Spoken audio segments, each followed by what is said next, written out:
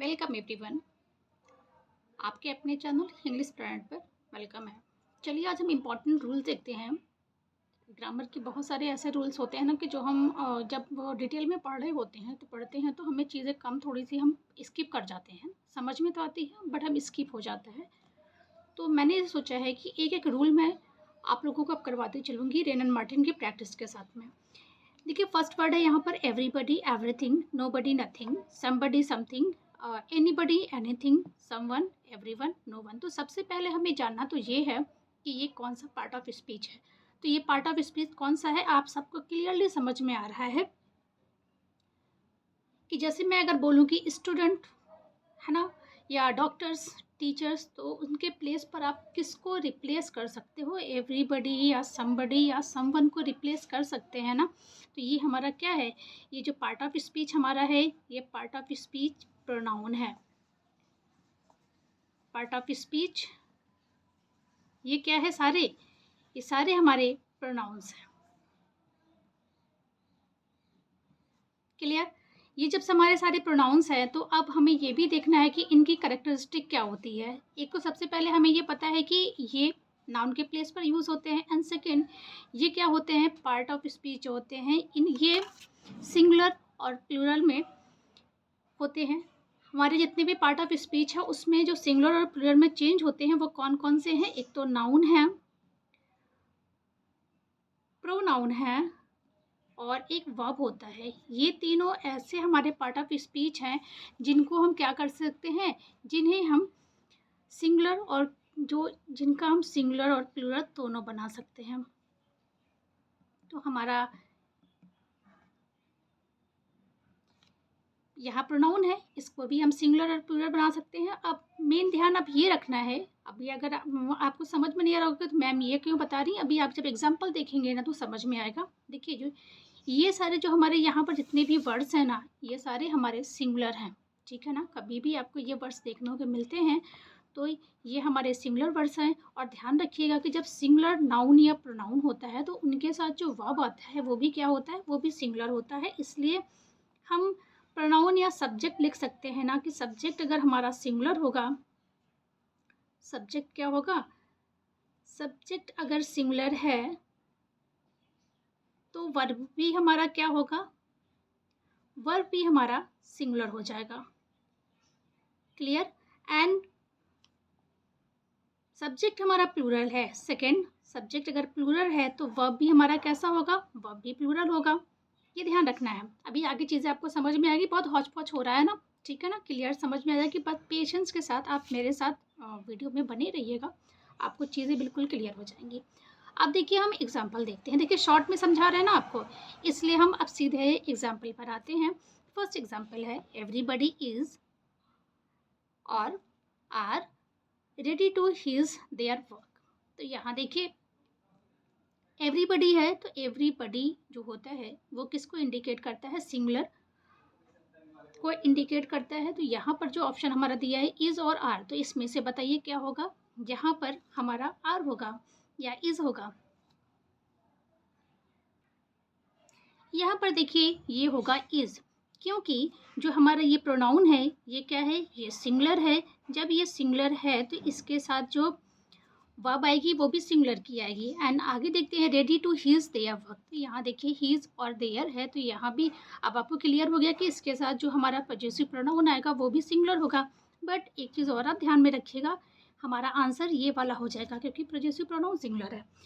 अगर by the way यहाँ पर हिज के प्लेस पर हर होता तब आप क्या करते हैं, तब आपको पता है क्या करना है, तब भी आपको आंसर जो चूज़ करना है वो चूज़ करना है आपको हिज का।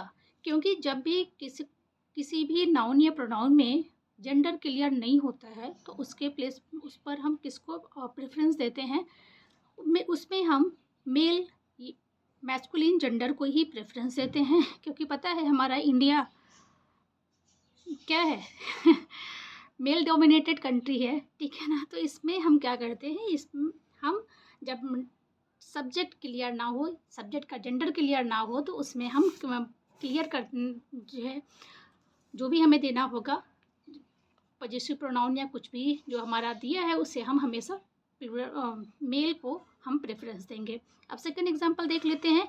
Anybody can do the work if they try. तो यहाँ देखिए एनीबडी है, anybody can do the work if they try. देखिए यहाँ तो कैन का तो समझ में नहीं आता ना, कैन दोनों के साथ यूज़ होता है, बट यहाँ देखिए do the work if they, यहाँ दे आया है और यहाँ ट्राई है। ट्राई के अकॉर्डिंग तो दे ठीक है, बट एनीबडी क्या है, सिंगुलर वर्ब है, तो जब ये सिंगुलर सब्जेक्ट है, सिंगुलर प्रोनाउन है, तो इसके साथ जो हमारा ये आएगा ये भी क्या होगा, एनीबडी के साथ ही आएगा। और जब ये ही हो जाएगा तो हमारा ये भी क्या हो जाएगा, ट्राइज हो जाएगा। अंडरस्टूड, क्लियर हो गया होगा आई थिंक। अब नेक्स्ट एग्जाम्पल देखते हैं। नेक्स्ट एग्जाम्पल है हमारा, nothing but some books were available. तो यहाँ देखिए नथिंग बट है एंड सम बुक्स आर। देखिए आप जब एग्ज़ाम क्वेश्चन सॉल्व कर रहे हैं एग्जाम्स में, या वैसे भी आप प्रैक्टिस कर रहे हैं, तो ट्रांसलेशन नहीं करिएगा। ट्रांसलेशन करेंगे ना तो मिस्टेक हो जाएगी। ऐसे तो आपको लग रहा होगा कि ये सम बुक्स कुछ नहीं, बस बुक्स अवेलेबल थी, और बुक्स को आप देखेंगे तो यहाँ आंसर वर हो जाएगा, बट नहीं। यहाँ पर आप ध्यान से देखें, यहाँ ये जो बट आया है हमारा, ये क्या है, ये बट प्रीपोजिशन भी होता है और बट कंजक्शन भी होता है। तो देखिए ये कंजक्शन का वर्क तो नहीं कर रहा है ना, किसका वर्क कर रहा है, ये वर्क कर रहा है प्रीपोजिशन का। और जब प्रीपोजिशन का वर्क कर रहा होता है ना, देखिए मैंने नीचे लिखा है, जब प्रीपोजिशन की तरह यूज़ होता है बट, तो इसका मतलब होता है एक्सेप्ट, या हिंदी में मीनिंग आपको पता है के सिवाय या अलावा। एंड जब कंजक्शन की तरह यूज़ होता है तो इसका मतलब होता है लेकिन। और ये भी ध्यान रखिएगा, जब सेंटेंस में प्रीपोजिशन आए तो प्रीपोजिशन के पहले वाले सब्जेक्ट को मेन सब्जेक्ट मानते हैं। तो देखिए यहाँ पर जो हमारा नथिंग है,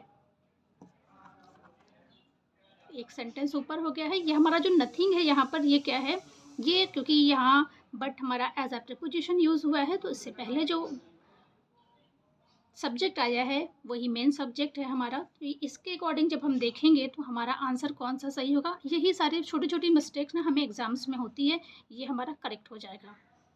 एंड नेक्स्ट एग्जाम्पल देखते हैं, आई होप आपको समझ में आ रहा होगा। एंड नेक्स्ट एग्जाम्पल देखते हैं, nothing but some students were present. अब देखिए आपको लगेगा कि सेम तो चीज़ें हैं, लेकिन सेम में क्या इसमें है मिस्टेक, क्या आप बता सकते हैं। इसमें मिस्टेक ये है, देखते हैं हम।